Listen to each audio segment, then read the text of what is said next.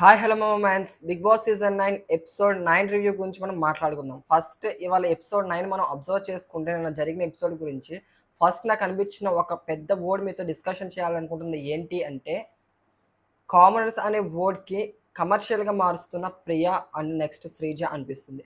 అసలు ఎలా ఉందంటే కామనర్స్‌కి ఒక మంచి హైప్ అనేది వస్తుంది ఈ సీజన్‌లో.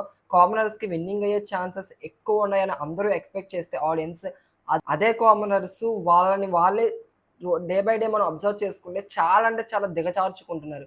వాళ్ళ బిహేవియరే గాని, వాళ్ళ అరుపులే గాని, ప్రతి దాంట్లో వాళ్ళు ఇన్వాల్వ్ అయిపోయి వాళ్ళు చేస్తున్న రచ్చే గాని చిరాకు తెప్పిస్తుంది చాలామంది ఆడియన్స్ మనం అబ్జర్వ్ చేసుకుంటే. సో, వీళ్ళ వల్ల ఏంటంటే మన ఫ్యూచర్‌లో చూసుకుంటే ఎవరైనా కామనర్స్ మళ్ళీ బిగ్ బాస్‌లోకి తీసుకోవాలంటే చాలామంది వీళ్ళ వల్ల వేరే కామనర్స్‌కి బ్యాడ్ నేమ్ వచ్చే ఛాన్స్ అయితే ఉంది. సో, మనం అబ్జర్వ్ చేసుకుంటే. నిన్న ఎపిసోడ్‌లో మనం ఫస్ట్ అబ్జర్వ్ చేసుకోవాల్సింది ఏంటి అంటే, సంజన గారు కెప్టెన్. సంజన గారు కెప్టెన్ అయినప్పుడు రేషన్ మానిటర్ అయిన ప్రియా గారితో మాట్లాడుతున్నప్పుడు, అసలు వీళ్ళిద్దరి మధ్య జరిగే డిస్కషన్‌లోకి శ్రీజ ఎందుకు ఇన్వాల్వ్ అయ్యింది? అసలు శ్రీజకి ఇన్వాల్వ్ అవ్వాల్సిన పని ఏంటి? శ్రీజ ఇన్వాల్వ్ అవ్వాల్సిన పని లేదు. ఎందుకంటే Priya monitor. Cooking monitor. Next ఏంటి కెప్టెన్ ఎవరు? సంజన. వీళ్ళిద్దరి మధ్య డిస్కషన్‌లో ప్రియా ఇన్వాల్వ్ అవసరం లేనప్పుడు తను ఇన్వాల్వ్ అయ్యి అక్కడ రచ్చ చేయడం అనేది చాలా అంటే చాలా చండాలంగా అనిపించింది నిన్న చూసుకుంటే. అసలు కెప్టెన్ మాట ఎవరు వినడం లేదే. ఇన్ని సీజన్స్ మనం చూసాం గానీ, ఏ సీజన్ అయినా మనం అబ్జర్వ్ చేసుకుంటే కెప్టెన్ పవర్‌ఫుల్ సీజన్ హౌస్ మొత్తానికి. బిగ్ బాస్ తర్వాత బిగ్ బాస్ లాంటోడు కెప్టెన్ మనం అబ్జర్వ్ చేసుకుంటే. కెప్టెన్ మాట కంపల్సరీ వినాల్సిందే. కానీ ఈ సీజన్ ఎలా తయారైందంటే ఓనర్సే హీరోస్‌లా ఫీల్ అయిపోతున్నారు. మెయిన్ మనం చూసుకుంటే కామనర్స్ హీరోస్‌లా ఫీల్ అయిపోతున్నారు ఏంటో మరి ఈ సీజన్‌లో. కెప్టెన్ మాట ఒక్కరు వినడం లేదే. తను చెప్పేది ఏంటి? తను ఎలా ఆలోచిస్తుంది? అసలు తను చెప్పేది మనం చేస్తే మనకొచ్చే యూజెస్ ఏంటి? ఏంటి అని డిస్కషన్ చేయకుండా నోరేసుకొని పడిపోతున్నారు అంతే కెప్టెన్ మీద, సంజన మీద. ప్రియా, సంజన, నెక్స్ట్ శ్రీజ. వీళ్ళ ముగ్గురు మధ్య జరిగిన డిస్కషన్‌లో సంజనాది తప్పు లేదు. ప్రియాది అలాగే శ్రీజాది వీళ్ళదే తప్పు ఉంది. కెప్టెన్ మాట వినాల్సిందే హౌస్‌లోది ఎవరైనా సరే. ఆల్రెడీ నాగార్జున గారు కూడా మనకు స్టేజ్ మీద చెప్పడం జరిగింది. ఇక నెక్స్ట్ మనం మాట్లాడుకోవాల్సిందేంటంటే మానీష్ గారి గురించి. అసలు ఏంటయ్యా మానీష్ గారు మీరు ఇలా తయారవుతున్నారు హౌస్‌లో? మీకున్న స్ట్రాటజీస్ ఏంటో, మీకున్న మైండ్ సెట్ ఏంటో, మీరు మనుషుల్ని ఎలా చదవగలుగుతున్నారో, ఏం ఏం కాలిక్యులేషన్స్ మైండ్‌లో మీరేసుకుంటున్నారో గానీ, చాలా అంటే చాలా బ్యాడ్ అయిపోతున్నారు. అక్కడెళ్ళి ఒకలా మాట్లాడడం, ఇక్కడుండి ఒకలా మాట్లాడడం, చాలా అంటే చాలా వరస్ట్‌గా అనిపిస్తుంది. మానీష్ గారి బిహేవియర్ కూడా అబ్జర్వ్ చేసుకుంటే day by day. Next Harish గారు. అసలు హరీష్ గారు ఫుడ్ మీద అలగడం ఏంటో నాకు అర్థం కావట్లేదు. బిగ్ బాస్ హౌస్ అంటే గొడవలు. గొడవలంటే బిగ్ బాస్ హౌస్. ఇది కామన్. అన్ని సీజన్స్ అబ్జర్వ్ చేసి బిగ్ బాస్ అంటే రెస్పెక్ట్ ఉన్న హరీష్ గారు మరి ఏదో చిన్న అలిగేషన్స్ ఈయన మీద ఏసారని చెప్పి ఫుడ్ 3 రోజులు తినకుండా మానేసి బిగ్ బాస్ హౌస్‌లో అలా ఉండి నీరసంగా తయారవ్వడం ఏంటో నాకు అర్థం కావట్లేదు.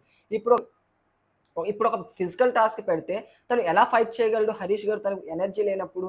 బిగ్ బాస్ హౌస్ గురించి ఇంతలాగా తెలిసిన హరీష్ అలా బిహేవ్ చేయడం ఏంటో చాలా వర్స్ట్ బిహేవియర్ అనిపిస్తుంది హరీష్ గారి బిహేవియర్ చూసుకుంటే. ఇక ఫైనల్‌గా మనం నామినేషన్స్‌లోకి వద్దాం. నామినేషన్స్‌లోకి వస్తే ఫస్ట్ నామినేట్ చేయమన్నది తనూజ గారిని. సో, తనూజ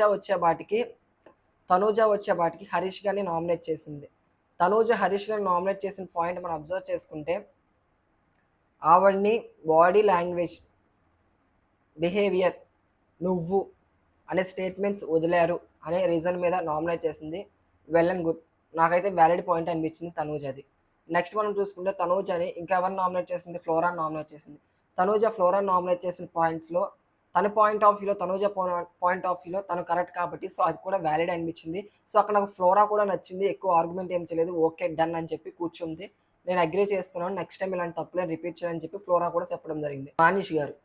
మానిష్ గారు ఫస్ట్ ఎవరిని భరణి గారిని నామినేట్ చేశారు.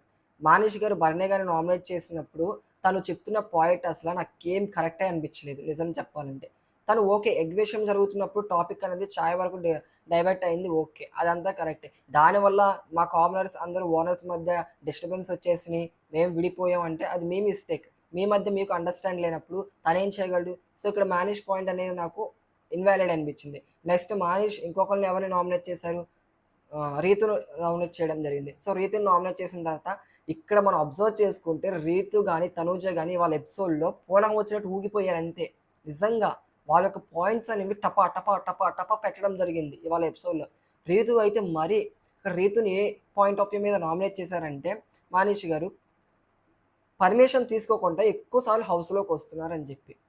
సో, పర్మిషన్ తీసుకోకుండా ఎక్కువ సార్లు హౌస్‌లోకి వస్తున్నారని మనం అబ్జర్వ్ చేసుకుంటే, కొన్ని సార్లు రీతు ఎళ్ళొచ్చు. అది అన్‌ఫార్చునేట్‌లీ జరగొచ్చు. సో, అది మనం పక్కన పెడితే, కొన్ని సార్లు గేమ్ వైస్‌గా ఎళ్ళొచ్చు. అది మనం పక్కన పెడితే, ఇక్కడ రీతుకి ఎక్కడ హై బీపీ వచ్చిందంటే డిష్ విషయంలో.